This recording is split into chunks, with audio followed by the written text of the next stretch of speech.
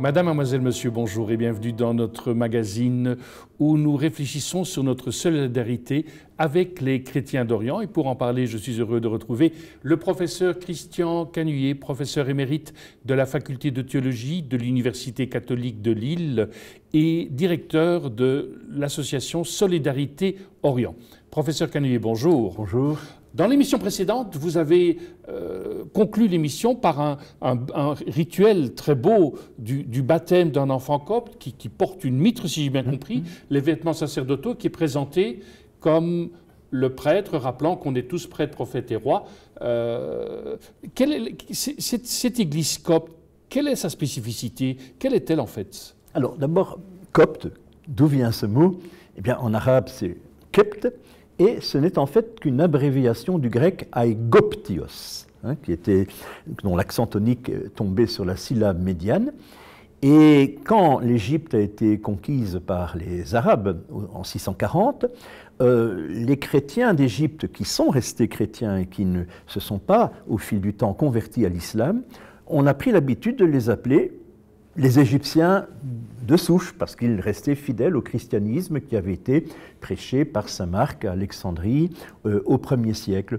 Et le terme grec aigoptios est devenu en arabe kept et en français copte.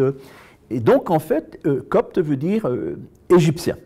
Ce sont les chrétiens d'Égypte, un christianisme très ancien, parce que rappelez-vous, dans les Actes des Apôtres et puis dans les lettres de saint Paul, on voit celui-ci confronté à un certain Apollos, lorsqu'il est à Corinthe notamment.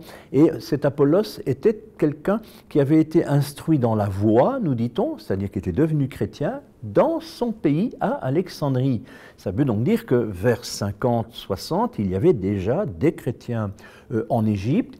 Et puis ce christianisme s'est développé très rapidement, parce que je crois que l'Égypte était un terreau fertile pour l'enracinement du christianisme. N'oublions pas que dès la fin du 4e millénaire avant notre ère, les Égyptiens croient en la destinée individuelle, post-mortem et divine de l'homme. Ils croient à la divinisation de l'homme. Vous savez que cette idée de la divinisation, de la participation de l'homme aux énergies divines est une caractéristique de l'eschatologie orientale. Dieu s'est fait homme pour que l'homme devienne Dieu, pas pour sauver du péché originel. Les orientaux n'ont pas tellement cette approche-là, mais plutôt l'homme qui est appelé par Dieu à la plénitude de son être, à savoir de participer à l'être même de Dieu. C'est au fond ce que les pharaons croyaient déjà, et donc le mythe d'Osiris, qui est un dieu bon, qui meurt et qui ressuscite, et qui est le paradigme du salut de l'homme, ça consonne assez bien avec l'événement Christ également. Donc ce n'est pas étonnant que le christianisme se soit tôt implanté en Égypte, et il s'est épanoui jusqu'à nos jours. Aujourd'hui, les Coptes représentent les plus nombreux des chrétiens du Proche-Orient. Alors la question des chiffres est une bouteille à encre, parce que l'Église a ses chiffres, l'État a les siens, mais on peut tabler sur environ 8% de la population égyptienne actuellement qui est copte, sur une population totale de 107 millions d'habitants. Ça nous fait donc un peuple copte. Il y a plus de Coptes que de Wallons, et plus de Coptes que de Danois. C'est le grand peuple chrétien du Proche-Orient. La force vive du christianisme proche-oriental, elle est bien en Égypte, avec une église copte dite orthodoxe. En fait, c'est une église qui a rompu avec les autres au 5e siècle, après le concile de Chalcédoine, parce qu'elle n'aime pas de parler de deux natures divines et humaines dans le Christ. Cette église préfère dire non, le Christ est un, il a une nature divino-humaine. Excusez du peu, ce sont n'est-ce pas, des peccadilles théologiques, je dirais, que l'on peut facilement surmonter. On peut dire que 95% des Coptes sont orthodoxes, non chalcédoniens. Puis il y a une petite église copte catholique orientale, unie à Rome, qui compte environ 250 à 300 000 fidèles, et également environ 200 000 Coptes protestants. Mais l'église copte par excellence, c'est bien l'église orthodoxe, avec à sa tête un pape.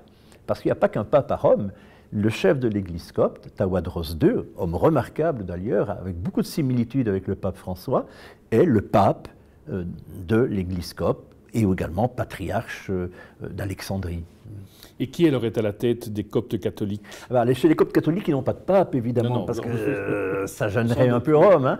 Alors c'est un patriarche, c'est sa béatitude Ibrahim Isaac Sidrak, hein, que nous avons eu le plaisir avec ma collègue Marie-Cécile Bruvier, également administratrice de Solidarité Orient, de rencontrer lors d'un colloque qui a réuni au Caire 350 directions d'écoles catholiques francophones au Proche-Orient. Ça a eu lieu au mois de février et ce colloque était présidé par le patriarche copte catholique. Alors c'est une petite église, l'église copte catholique, mais qui a une influence et un impact sur la société égyptienne hors de mesure avec ce qu'elle représente démographiquement, grâce notamment à son réseau scolaire. Il faut savoir que les écoles catholiques et aussi d'ailleurs protestantes ou anglicanes par exemple, au Proche-Orient, elles jouent un rôle extraordinaire parce que parmi leurs étudiants, les écoles catholiques au Proche-Orient scolarisent environ 400 000 étudiants, parmi lesquels 30% au moins de musulmans.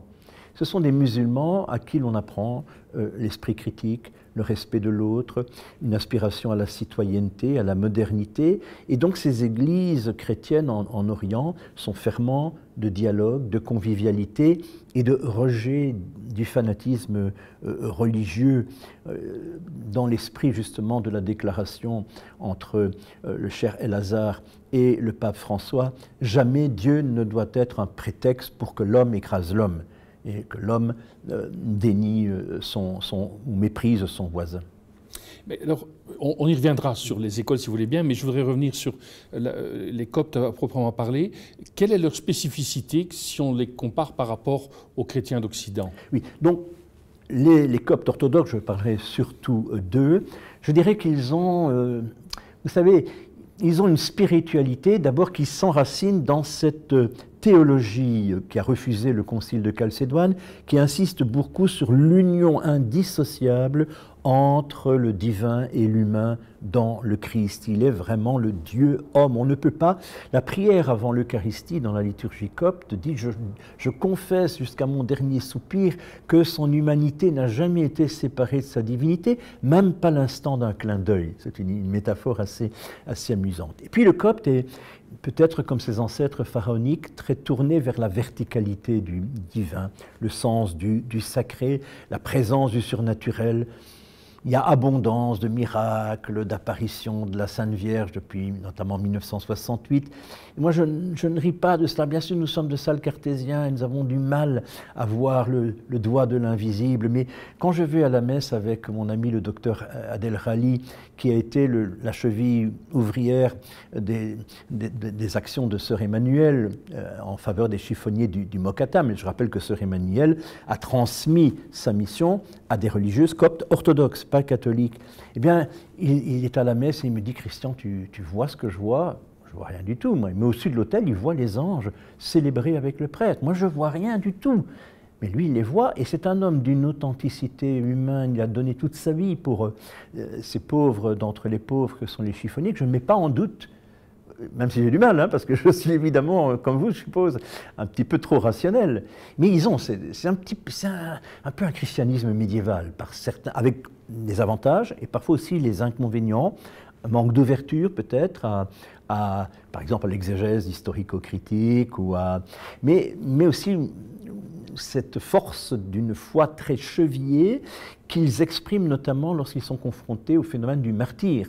Vous savez que le pape François a intégré dans le martyrologe romain les quelques 21 coptes martyrisés en février 2015 sur la plage de Libye par le Daesh. Ils sont désormais des saints reconnus par Rome, alors qu'ils sont orthodoxes. Eh bien, les familles, quand elles vous parlent et même les autres chrétiens d'Orient sont toujours stupéfaits, quand les coptes vous parlent de leur martyr, ils disent « Nous sommes heureux, nous avons un martyr au ciel qui nous protège. Bien sûr, nous sommes tristes, mais en même temps, nous sommes comblés de joie. » C'est ce qui caractérise le plus, n'est-ce pas, les coptes, c'est cette force de la foi qui se traduit notamment par la vitalité du monachisme. Les monastères sont pleins jeunes moines. Vous allez à Saint-Macaire, vous allez à Saint-Bichoy, dans le désert du Wadi Natroun, à l'ouest du delta du Nil. C'est des monastères de 150, 200 moines, dont la moyenne d'âge c'est 30 ans, et qui sont des médecins, qui sont des ingénieurs. Il y a un renouveau extraordinaire, spirituel de l'Église copte. Et quand vous rentrez dans une église, c'est frappant, parce que la messe dure 4 heures chez les coptes, mais les églises sont bondées. Et par ailleurs, il y a aussi ce phénomène très frappant, ce qu'on appelle les écoles du dimanche.